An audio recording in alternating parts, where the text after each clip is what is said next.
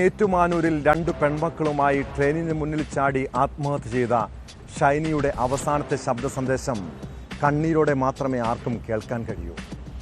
ദാമ്പത്യ ജീവിതത്തിൽ അവർ അനുഭവിച്ച ക്രൂരമായ പീഡനങ്ങൾ, ഭർത്താവിൻ്റെ ഒറ്റപ്പെടുത്തൽ, തൊഴിലില്ലാത്തതിൻ്റെ പ്രയാസങ്ങൾ എല്ലാം അതിൽ തുറന്നു പറയുന്നുണ്ട്. ഷൈനി കടുത്ത മാനസിക സമ്മർദ്ദത്തിലൂടെയാണ് കടന്നുപോയതെന്ന് വ്യക്തമാക്കുന്നതാണ് ശബ്ദ സന്ദേശം. വിവാഹമോചനത്തിന് ഭർത്താവ് നിരന്തരം തടസ്സമുണ്ടാക്കിയതും ഒരു സുഹൃത്തിനയച്ച ശബ്ദ സന്ദേശത്തിൽ പറയുന്നു.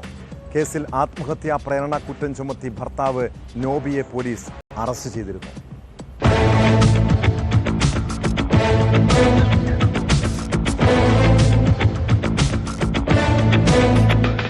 രണ്ട് പെൺമക്കളുമായി ഒരമ്മ ട്രെയിനിനു മുന്നിൽ ചാടി ആത്മഹത്യ ചെയ്യുക. അത്രത്തോളം കടുത്ത മാനസിക സമ്മർദ്ദത്തിൽ നിന്നാണ് ഷൈനി എന്ന അമ്മ ഈ കടും കൈക്ക് മുതിർന്നത്. ആത്മഹത്യക്ക് മുൻപ് ഷൈനി തന്റെ കൂട്ടുകാരിക്ക് അയച്ച സന്ദേശത്തിൽ ഈ സങ്കടങ്ങൾ തുറന്നു പറയുന്നു. എടി, ഞാനൊരു കാര്യം ചോദിക്കാൻ വേണ്ടിയിട്ടായിരുന്നു. എടി, നമ്മുടെ ഏഷ്യക്കാട്ടിൽ ഇപ്പം വേക്കൻസി വല്ലതും അറിയാവോ? നീ ഇവിടെ ഇപ്പം ആരെങ്കിലും അറിയുന്നവരുണ്ടോ എന്ന് വിളിച്ച് ചോദിക്കാവോ?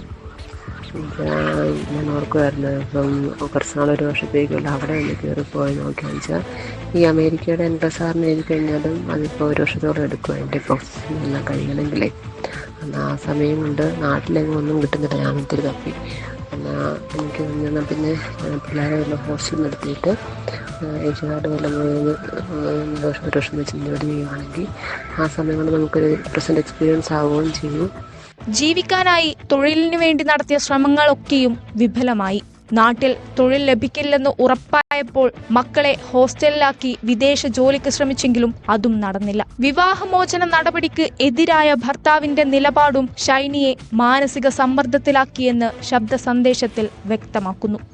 ഫെബ്രുവരിയില്ല 17 ഡേറ്റ് ഉണ്ടായിരുന്നു. അതിനും പുള്ളി വന്നില്ല. പുള്ളിക്ക് നാട്ടിൽ വന്നിട്ടുണ്ട്, ആരും വന്നില്ല. ഈ ലെറ്റർ അവർ കൈപ്പറ്റുന്നുണ്ട്. ഇപ്പം 3-4 പ്രാവശ്യമായി.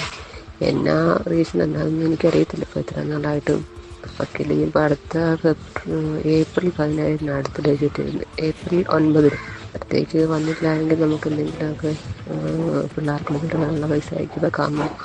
എന്താ ചെയ്താന്നറിയത്തില്ല. അതായത് നീണ്ടു പോകുന്ന പരിപാടിയാണ്. അതിപ്പോൾ ഒരു തീരുമാനമാവുന്നത്. പലതവണ നോട്ടീസ് അയച്ചിട്ടും ഭർത്താവ് നോബി ലൂക്കോസ് അത് കൈപ്പറ്റിയില്ല. ഫെബ്രുവരി 17 കോടതിയിൽ വിളിച്ചിട്ടും നോബി എത്തിയില്ല. കേസ് നീണ്ടുപോകുമ്പോഴും നിസ്സഹായതയായി നിൽക്കേണ്ടി വരുന്നതിന്റെ ഗതികേടും ഷൈനി പറയുന്നു.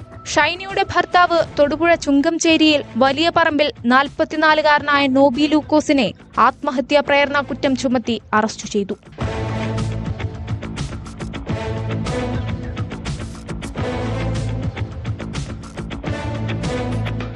ന്യൂസ് 18 കോട്ടയം.